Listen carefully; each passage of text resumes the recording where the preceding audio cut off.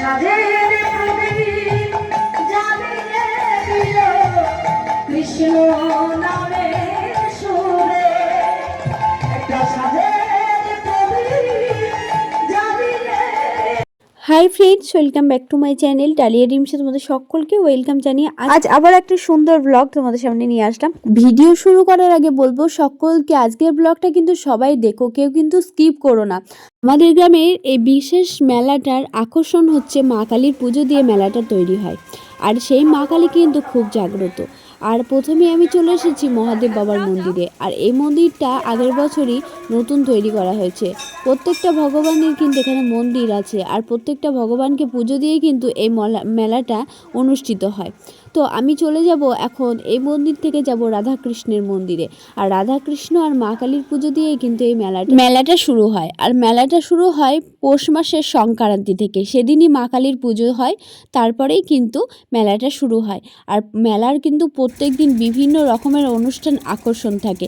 তো আজকে 3 তারিখ, আজকে আমি মেলাতে চলে এসেছি। তো মেলার মধ্যে তোমাদের সাথে শেয়ার করব আজকে কিন্তু দুটো প্রোগ্রাম হবে। একটা হচ্ছে কীর্তন, সেটা হচ্ছে বিকেল 4টা থেকে শুরু হয়েছে, তোমরা হয়তো আওয়াজটা একটু একটু পাচ্ছ। এখন আমি মেলার ভিতরে কেবল ঢুকলাম, তো মেলাটা পুরোটাই শেয়ার করব তোমাদের সাথে।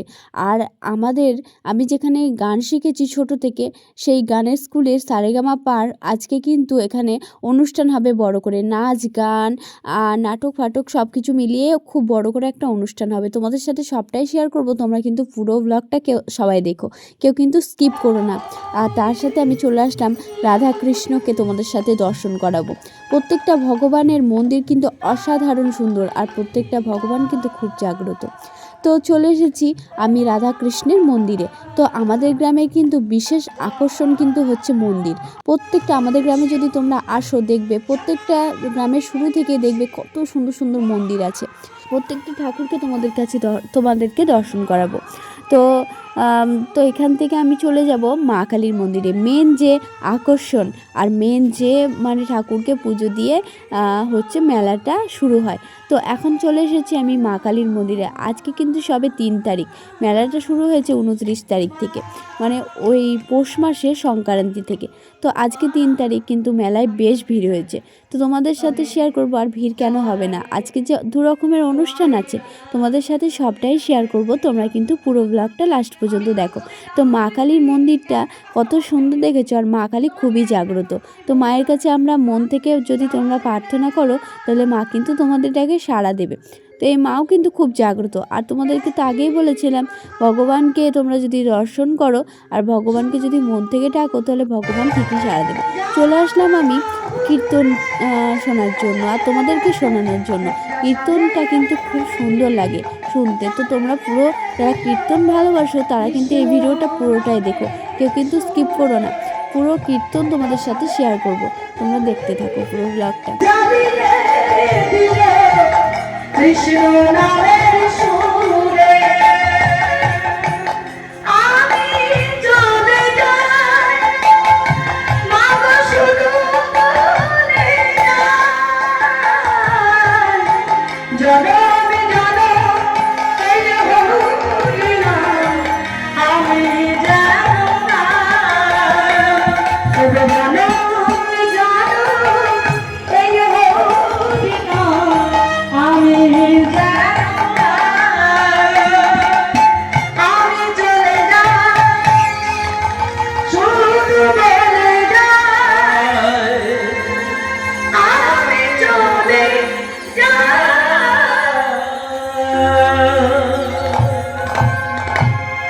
মাতা পিতাকে প্রণাম করে চলে গেলেন ছোট্ট কবির 12 বৎসরের শিশু।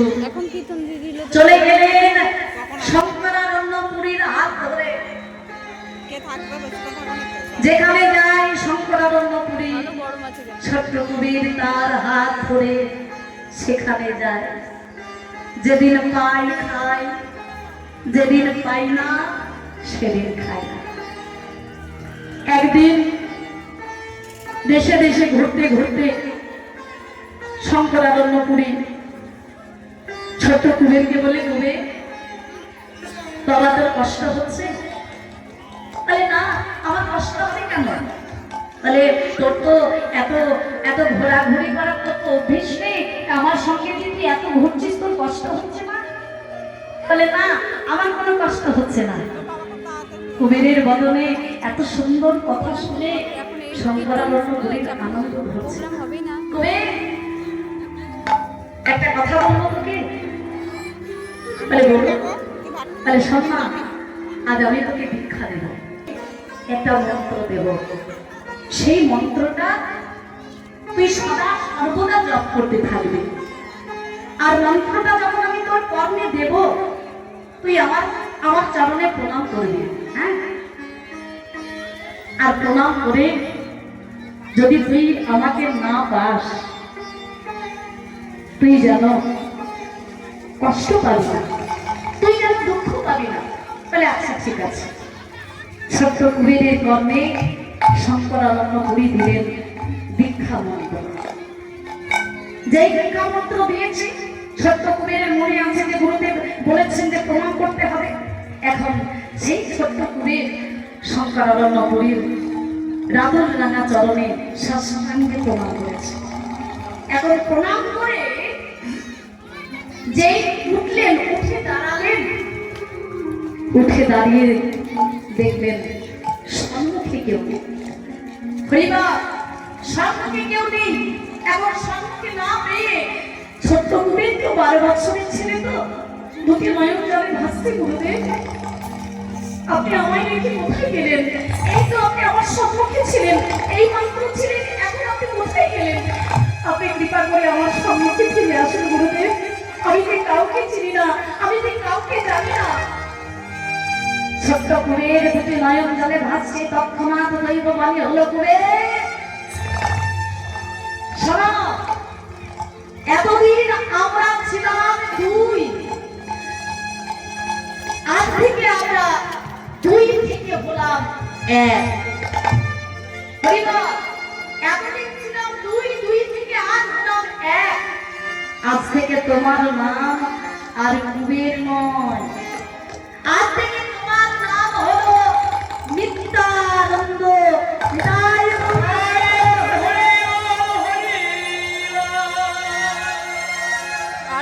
এখন যারা শুনেছেন তাদের কাছ থেকে আমরা যে বক্তব্য পেয়েছি, আমরা কমিটির পক্ষ থেকে ওনার কাছে দাঁড়াই নেই, তবে মায়ের কাছে আশীর্বাদ চাইব, রাধাগুরুদের কাছে আশীর্বাদ চাইব।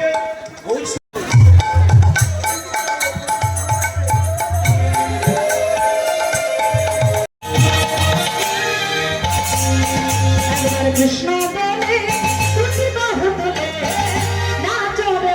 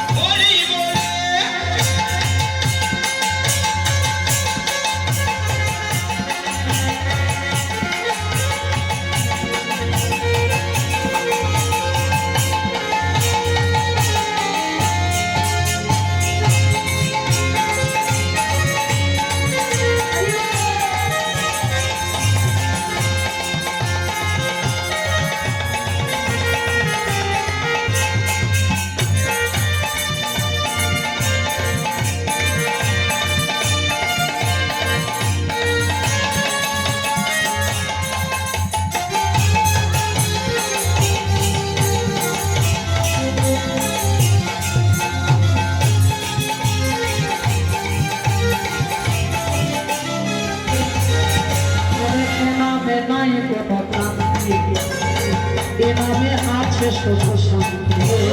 এ নামে নাই কোনো ক্রান্তি, এ নামে আছে সুখ শান্তি। আরে এ নামে নাই কোনো ক্রান্তি, এ নামে আছে।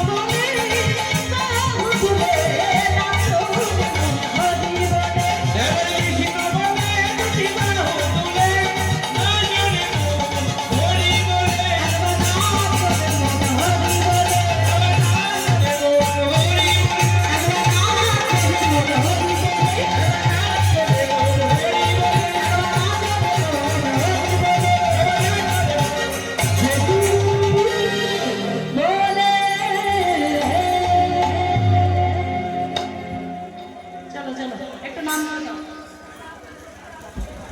কিছুক্ষণের মধ্যে শুরু হতে চলেছে আমাদের শ্রী শ্রী বেড়াবল কালমা দার্শন প্রাঙ্গণে সারেগামা করবেন, ভাগবত লীলা শ্রবণ করাবেন। আমরা এর থেকে অনেক উপস্থিতি আশা করে আগামীকালের জন্য আমরা কিন্তু অপেক্ষা রইলাম। এবং পরবর্তী আকর্ষণ হিসাবে সারেগামা সঙ্গীত নিকেতনের পক্ষ থেকে যারা মায়েরা যারা উপস্থিত হয়েছেন, পরবর্তী ক্ষেত্রে আপনারা এর পরে পরেই যে অনুষ্ঠান সেটা আপনারা না দর্শন করে যাবেন না, কারণ মাত্র 7 দিন তার বেলা। আপনাদের দান, আপনাদের উপহারই কিন্তু আমাদের কাছে একমাত্র পাত্র। নমস্কার এবং ধন্যবাদ।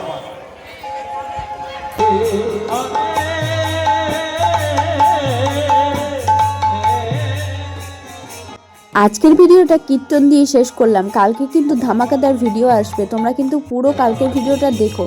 আর আজকের ভিডিওটা দেখার জন্য সকলকে অসংখ্য ধন্যবাদ।